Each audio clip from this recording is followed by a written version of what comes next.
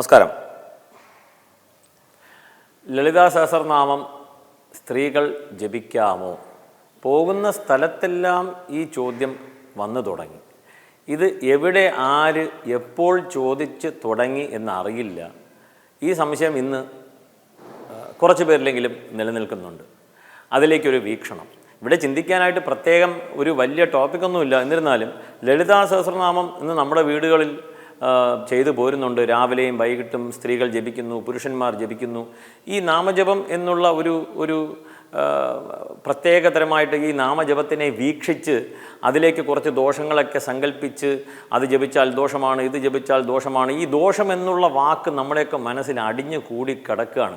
ഒരുപക്ഷെ ഇന്ത്യയിൽ തന്നെ ഈ കേരളത്തിൽ ദോഷം എന്ന വാക്ക് ഒരുപാട് പ്രാവശ്യം നിത്യം ജീവിതത്തിൽ ഉപയോഗിച്ച് വരുന്നു. ദോഷം, ദോഷം, ദോഷം, ദോഷം. ദുഷ്യത്തെ ദോഷ, എന്താണോ ദുഷിപ്പിക്കുന്നത് അതിനെ ദോഷമെന്ന് പറയുന്നു. അപ്പോൾ ഈ ദോഷം എന്നുള്ളത് നമ്മൾ മനസ്സിൽ വിചാരിക്കുന്നത് എവിടെയോ ചെന്ന് കിടക്കുകയാണെന്നുള്ളതാണ്. നമുക്ക് ടോപ്പിക്കിലേക്ക് വരാം. അപ്പോൾ ഇതിൻ്റെ ദോഷമുണ്ടോ എന്നുള്ളതാണ് ചോദ്യം. ലളിതാ സഹസ്രനാമം, ഏതൊരു മന്ത്രത്തിനും നമുക്ക് ഋഷിയുണ്ട്, ഛന്ദസ്സുണ്ട്, ദേവതയുണ്ട്. അതായത് ഋഷിയാണ് മന്ത്രങ്ങളുടെ ദ്രഷ്ടാക്കൾ, അതായത് മന്ത്രങ്ങളെ ദർശിക്കുന്നു എന്നുള്ളതാണ്. നമ്മളൊക്കെ കേൾക്കുകയാണ് ചെയ്യുന്നത്, ഋഷികളൊക്കെ അത് ദർശിക്കും. കാരണം അതിൻ്റെ അത്രത്തോളം ആഴത്തിലേക്ക് ചെന്നാണ് അവർ ഈ ഓരോ സിലബിൾസ് അല്ലെങ്കിൽ ലെറ്റർ മന്ത്രങ്ങളായിട്ട്, മൂലമന്ത്രങ്ങളായിട്ട് നമ്മളിലേക്ക് എത്തിക്കുന്നു. അപ്പം അങ്ങനെ ഋഷികൾ, ഛന്ദസ് എന്ന് പറയുന്നത് മീറ്ററാണ്. ഇപ്പോൾ കേട്ടിട്ടുണ്ടാവും, അതിലേക്ക് കൂടുതലായിട്ട് കടക്കുന്നില്ല. എന്നിരുന്നാലും ഗായത്രി എന്നുള്ളതൊരു ഛന്ദസ്സാണ്. ഗായത്രി മന്ത്രം വേറെയാണ്. ഗായത്രി എന്നുള്ളൊരു ഛന്ദസ്സുണ്ട്. അനുഷ്ടുപ്പ് ഛന്ദസ്സുണ്ട്. ആ ഛന്ദസ് ഇപ്പോൾ വിഷ്ണു സഹസ്രനാമം, ലളിതാ സഹസ്രനാമം, ഇങ്ങനെയൊക്കെ ഈ ഛന്ദസ് ഏത് മീറ്ററാണ്, എത്ര അക്ഷരമാണ് ഒരു വരിയിൽ എന്നൊക്കെ, ബൃഹതി, പങ്ക്തി എന്നൊക്കെ പറഞ്ഞ് ഛന്ദസ്. ഇനി ദേവത, ഏത് ദേവതയെ ഉദ്ദേശിച്ചിട്ടുള്ളതാണോ ആ ശ്ലോകം അതിനെ ദേവത. അങ്ങനെ ഋഷി, ഛന്ദസ്, ദേവത. ലളിതാ സഹസ്രനാമം നാം ചിന്തിക്കുമ്പോൾ ഋഷി ആരാണ്? ഏവർക്കും അറിയാം. ലളിതാ സഹസ്രനാമം ജപിക്കുന്നവർക്ക് വശിന്യാദി വാഗ്ദേവതാ ഋഷയ. അപ്പോൾ അവിടെ ഋഷികൾ തന്നെ സ്ത്രീകളാകുന്നു. അപ്പോൾ ഈ സംശയം എന്നുള്ളത് എവിടെ നിന്ന് വന്നു എന്ന് ചിന്തിക്കേണ്ടിയിരിക്കുന്നു. ഇതിന് ഉത്തരം കൊടുക്കേണ്ട കാര്യമേ ഇല്ല. കാരണം ഈ സംശയം തന്നെ തെറ്റാണ്.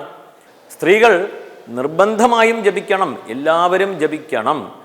ഒരു ഗുരുനാഥനിൽ നിന്ന് ഉപദേശം സ്വീകരിച്ച് തെറ്റില്ലാതെ ജപിച്ചു പോരുകയാണെങ്കിൽ വരും തലമുറയും അതുപോലെ പഠിച്ചു പോകും. ഒരുപാട് കാര്യങ്ങൾ ഇതിലേക്കുണ്ട്. കാരണം നാം അറിയാതെ തന്നെ നമ്മുടെ തെറ്റുകളെല്ലാം തന്നെ, നാം ജപിക്കുന്ന പൊട്ട തെറ്റുകളെല്ലാം കൂടി കൂടെയുള്ളവൻ പഠിച്ച് ഗ്രഹിക്കുകയാണ്. കാരണം അവൻ്റെ ചിന്ത കൂടെയുള്ളവർ നല്ലവണ്ണം ജപിക്കുന്നു, അത് കറക്റ്റായിരിക്കും, എന്നാൽ പിന്നെ അതെടുത്ത് വെച്ച് അപ്ലൈ ചെയ്ത് മുന്നോട്ട് പോവുകയാണ്. ഒന്നിൽ നിന്ന് 10, 10, 100, 100, 1000 മുന്നോട്ട് പോകുന്നു. അപ്പോൾ നേരെ നമുക്ക് ടോപ്പിക്കിലേക്ക് ചിന്തിക്കുകയാണെങ്കിൽ സ്ത്രീകൾക്ക് ജപിക്കാമോ? ജപിക്കാം എന്നുള്ള ഉത്തരം ലഭിച്ചു. എന്തുകൊണ്ട്? ഈ ലളിതാ സഹസ്രനാമം തന്നെ വശിന്യാദി വാഗ്ദേവതാ ഋഷയ, വശിന്യാദി ദേവത. അപ്പോൾ സ്ത്രീകളാണ് ഋഷികൾ. അങ്ങനെ ഇതിലുള്ള സംശയം നീങ്ങി ദയവ് ചെയ്ത് ഈ ഒരു സംശയം ഉന്നയിക്കരുത്. നിങ്ങൾക്ക് ആർക്കെങ്കിലും, നിങ്ങളുടെ കൂടെയുള്ളവരോ ആരെങ്കിലുമൊക്കെ ഇതുപോലെയുള്ള സംശയം ചോദിക്കുകയാണെങ്കിൽ ഈ ഒരു മെസ്സേജ് പാസ് ഓൺ ചെയ്യുക. കാരണം ഋഷി തന്നെ സ്ത്രീകളാണ്. അങ്ങനെ ആ ലളിതാ സഹസ്രനാമം, ദിവ്യമായ ലളിതാ സഹസ്രനാമം നമുക്ക് ലഭിച്ചിട്ടുണ്ട്. അതിലേക്ക് സംശയരഹിതമന്യേ ഒരു ഗുരുനാഥൻ്റെ മുഖത്ത് നിന്നും ശ്രവിക്കുക എന്നുള്ളതാണ്. അങ്ങനെ നാം ഗുരുമുഖത്ത് നിന്നും പഠിക്കുമ്പോൾ സംശയങ്ങളെല്ലാം നീങ്ങി ഒരു അതിലേക്ക് ഒരു ശ്രദ്ധയോടുകൂടി, ഭക്തിയോടുകൂടി നിസ്സംശയം ജപിക്കുവാൻ സാധിക്കും എന്നുള്ളതാണ്. ഇനി ആരും ഈ ഒരു സംശയത്തെ അതിന് പ്രചോദനം നൽകി ദോഷമുണ്ട്, അതുണ്ട്, ഇതുണ്ട് എന്ന് പറയാതിരിക്കുക. കോടി ജന്മങ്ങൾ എടുത്ത ശേഷം ലളിതാ സഹസ്രനാമം ജപിക്കണം എന്ന തോന്നൽ ഉളവാകുന്നു. അതിലേക്ക് ദയവ് ചെയ്ത് ആരും ദോഷമുണ്ട് എന്ന് കൽപ്പിച്ച് ചെയ്യാതിരിക്കരുത്. നിത്യം ജപിച്ചു നോക്കുക. കഴിവതും തെറ്റില്ലാതെ ജപിക്കുവാൻ ശീലിക്കുക. ഓരോ നാമങ്ങളും തെറ്റില്ലാതെ ശീലിച്ചു കഴിഞ്ഞാൽ വരും തലമുറയും നമ്മുടെ കൂടെ ജപിക്കുന്നവരും പഠിക്കും എന്നുള്ളതാണ്. ഏവർക്കും മനസ്സിലായി കാണുമെന്ന് വിചാരിക്കുന്നു. നമസ്കാരം.